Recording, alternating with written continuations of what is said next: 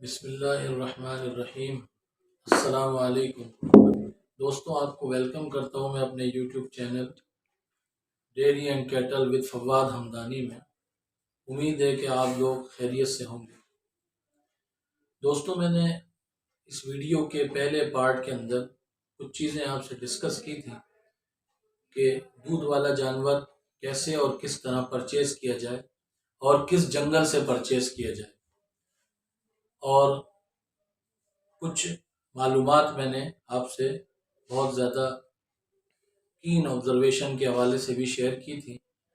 اس video کا part 2 بنانے کا مقصد اور کچھ چیزوں کو ہائی لائٹ کرنا ہے کہ جو ایک عام آدمی کی نظروں سے اوجھل ہوتی ہیں۔ جیسے میں نے ذکر کیا تھا دوستوں آپ سے کہ جانور کی خریداری کے وقت آپ نے جنگل کا تعین ضرور کرنا ہے کہ آپ کس جنگل کا وہ جانور پرچیز کر رہے ہیں، آیا وہ دودھ والا ہے یا نہیں۔ دوسرے نمبر پہ کہ آپ جو جانور خرید رہے ہیں کہ وہ کورا ہے یا نہیں، اور کورے کی بھی میں نے آپ کو معلومات بتائی تھی کہ کورا جانور کس طرح کا ہونا چاہیے۔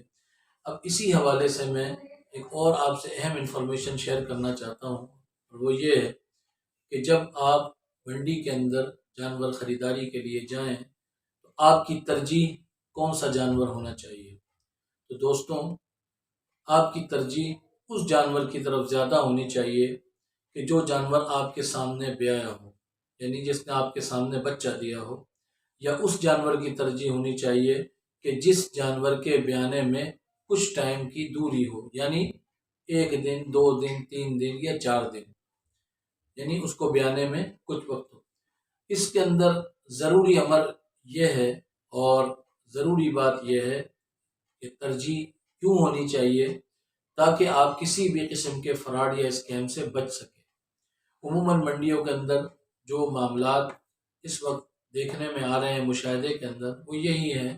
کہ جن جانوروں کو دودھ والا کہہ کر بیچ دیا جاتا ہے، دراصل وہ دودھ والے نہیں ہوتے۔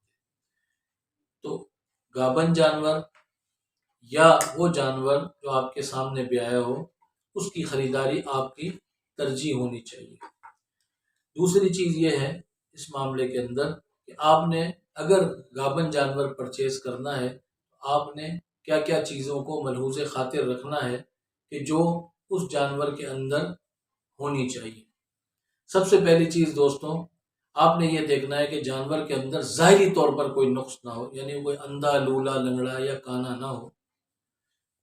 دوسری چیز یہ ہے کہ جانور کی عمر بہت زیادہ نہ ہو، کوشش ہو کہ وہ پہلے یا دوسرے پیٹ کی یا تیسرے پیٹ کی ہو، اور اس کے زیادہ عمر کے ہونے سے فرق یہ پڑتا ہے ساری چیزوں کا کہ اس کی دودھ کی جو دینے کی ملکنگ کیپیسٹی جو ہے وہ زیادہ لانگ ٹرم نہیں ہوتی، اس کا دورانیہ کم ہوتا ہے۔ جتنا زیادہ جانور جوان ہوگا اتنا زیادہ وہ دودھ دینے کے قابل ہوگا اور زیادہ ٹائم تک دودھ دے گا۔ اس زمین کے اندر دوستوں کہ جانور کیسا ہونا چاہیے اور جانور کے اندر کیا چیزیں دیکھنی چاہیے، اس میں سب سے بڑی چیز ہے اس کے تھن اور پاسے، یعنی آپ نے اس کے تھنوں کو چیک کرنا ہے کہ اس کے تھنوں کے اندر کچھ خامیاں، جو میں آپ سے ابھی شیئر کروں گا کہ وہ خامیاں نہیں ہونی چاہیے۔ سب سے پہلی چیز جو آپ کے تھنوں کے اندر چیک کریں گے وہ یہ ہے کہ اس کے تھن کے اندر کوئی نس نہ ہو۔ نس دوستوں اس چیز کو کہا جاتا ہے کہ تھن کے اندر ایک ابھری ہوئی نس ہوتی ہے اور وہ واضح طور پر تھن پر نظر آتی ہے۔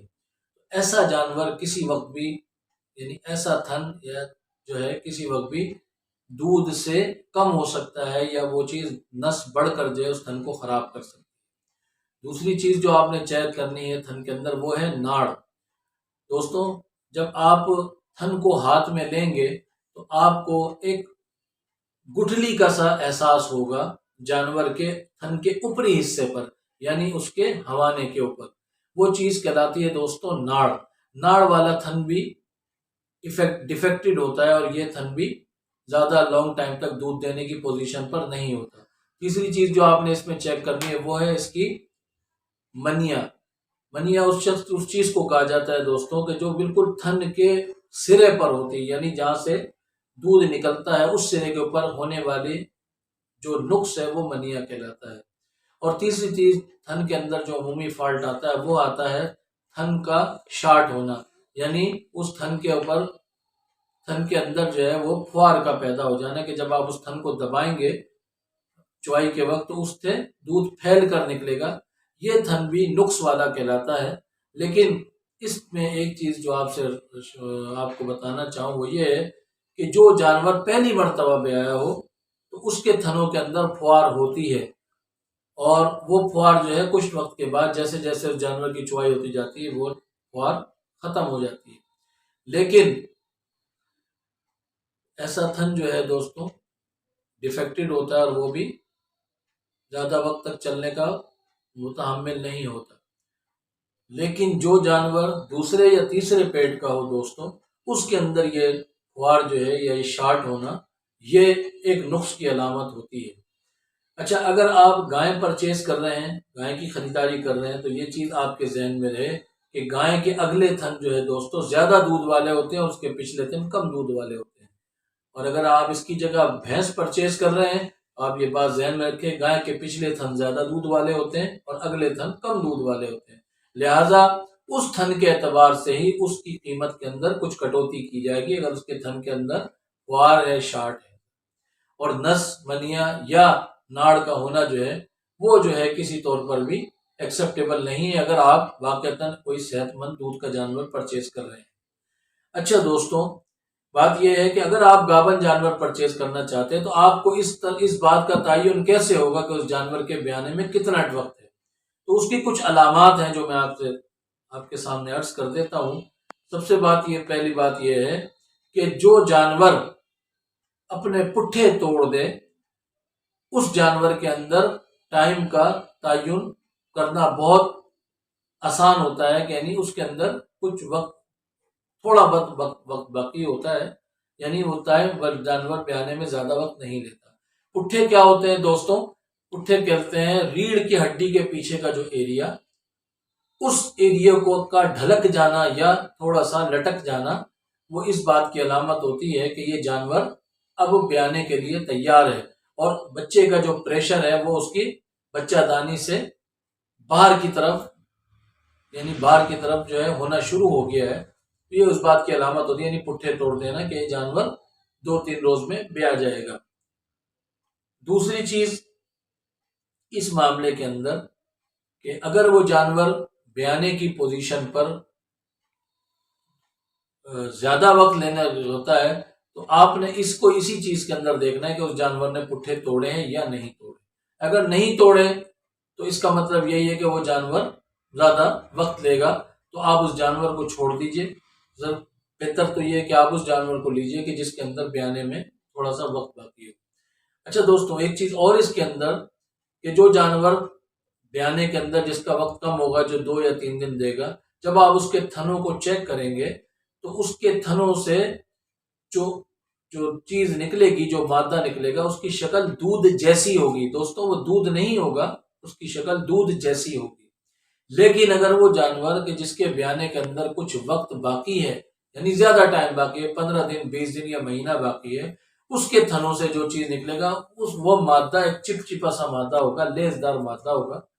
وہ دودھ جیسی اس کی فارم نہیں ہوگی۔ تو یہ چیز آپ نے، اس چیز سے بھی آپ اس بات کا تعین کر سکتے ہیں کہ اس جانور کے بیانے میں کتنا ٹائم باقی ہے اور یہ کب بیا جائے گا۔ اسی طریقے سے دوستوں، میں انشاءاللہ العزیز آپ سے اور مزید ویڈیوز کے اندر بھی یہ تمام انفارمیشن انشاءاللہ العزیز شیئر کرتا رہوں گا، اور اس کا مزید میں پارٹ 3 بنا کر بھی انشاءاللہ تعالی آپ سے مزید معلومات شیئر کروں گا کہ اگر آپ گائے پرچیز کرنا چاہتے ہیں تو وہ کس نسل کی ہونی چاہیے اور کس جنگل کی ہونی چاہیے۔ گایوں کے اندر بھی بہت ساری نسلیں ہیں،